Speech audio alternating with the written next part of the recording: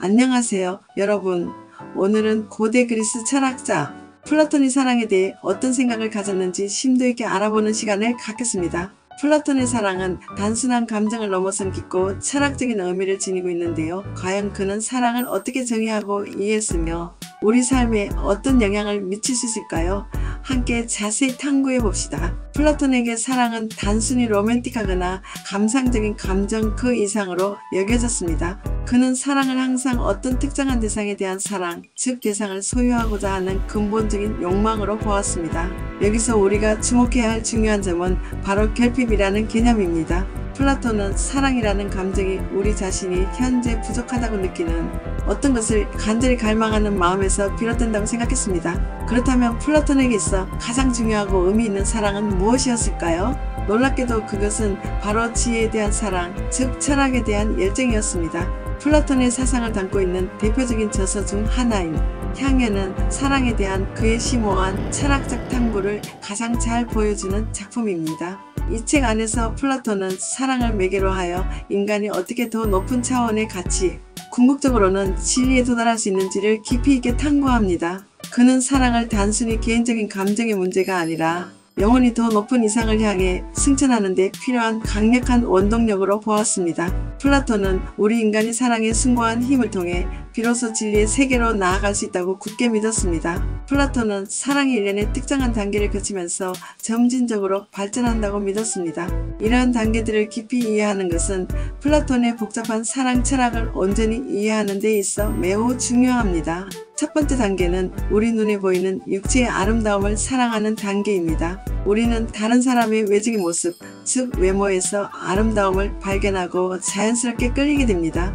하지만 플라톤은 여기서 멈추지 않고 더욱 깊고 내면적인 단계로 끊임없이 나아가야 한다고 강력하게 주장합니다. 두 번째 단계는 육체의 아름다움을 초월하여 영혼의 아름다움을 사랑하는 단계입니다.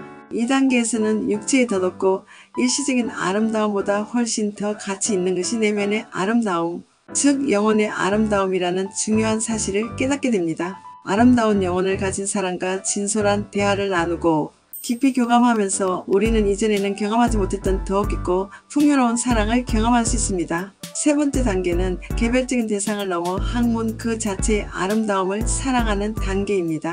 이 단계에서는 단순히 개별적인 아름다움을 감상하는 것을 넘어 그 아름다운 것들을 아름답게 만들고 존재하게 하는 근원적인 원천을 적극적으로 추구하게 됩니다.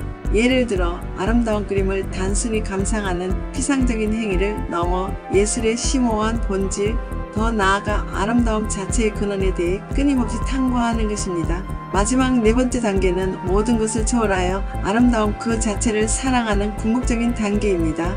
플라톤은 이 단계를 가장 이상적인 사랑의 형태로 보았으며 이것이 곧 진리 그 자체라고 생각했습니다. 우리 눈에 보이는 모든 아름다운 것들을 아름답게 존재하도록 해주는 근원적이고 궁극적인 아름다움을 사랑하는 것은 곧 영원불멸한 진리를 사랑하는 것과 동일하다고 플라톤은 굳게 믿었습니다. 플라톤은 사랑하는 사람과 사랑받는 사람 사이의 관계에 대해 매우 흥미로운 견해를 제시했습니다. 그는 남성의 경우 다른 사람에게 사랑을 받는 존재가 되기보다는 오히려 스스로 사랑을 주는 주체가 되는 것이 훨씬 더 바람직하다고 보았습니다. 그 이유는 무엇일까요?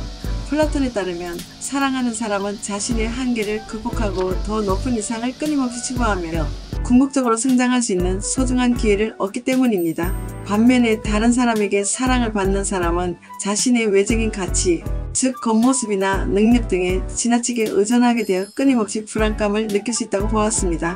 플라톤의 심오한 사랑 철학에서 결코 빼놓을 수 없는 중요한 개념이 바로 그 유명한 플라토닉 러브입니다. 플라토닉 러브는 단순한 육체적인 욕망을 완전히 초월한 순수하고 정신적인 사랑을 의미합니다. 이는 플라톤이 그의 저서에서 묘사한 신성한 사랑, 즉 신의 사랑에서 비롯된 심오한 개념입니다. 하지만 안타깝게도 시간이 흐르면서 플라토닉 러브는 원래의 철학적 배경과 점차 분리되어 그 의미가 희석되기도 하고 심지어 고대 그리스 시대 시민들 사이에서 흔했던 소년, 동성애와 결합하면서 그 본래의 순수한 의미가 심각하게 변질되기도 했습니다. 플라톤의 불후의 명작 향연은 에로스, 즉 사랑에 관한 심오하고 다층적인 주제를 매우 심도 있게 다루는 고전 중의 고전입니다.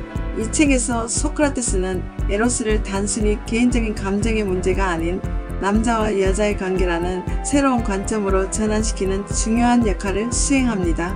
이는 당시 소년 동성애가 교육, 제도와 밀접하게 관련되어 있었던 지배적인 사회 통념의 정면으로 도전하는 혁신적인 시도였습니다. 결론적으로 플라톤에게 있어 사랑은 단순한 일시적인 감정이 아니라 끊임없이 진리를 탐구하고 인간의 영혼을 고양시키는 심오한 철학적 개념입니다. 그의 불멸의 저서 해양연가 플라토닉 러브라는 혁신적인 개념은 서양의 사상과 문화 전반에 걸쳐 지대한 영향을 미쳤습니다. 플라톤의 심오한 사랑 철학을 통해 우리는 사랑의 본질에 대해 더 깊이 성찰하고 자신의 삶 속에서 진정한 사랑을 어떻게 실천할 수 있을지에 대해 진지하게 고민해 볼 수 있습니다. 오늘 영상이 여러분에게 플라톤의 사랑에 대한 지금까지와는 전혀 다른 새로운 시각을 제시해 주었기를 진심으로 바랍니다. 다음 영상에서는 더 흥미롭고 유익한 주제로 다시 만나요.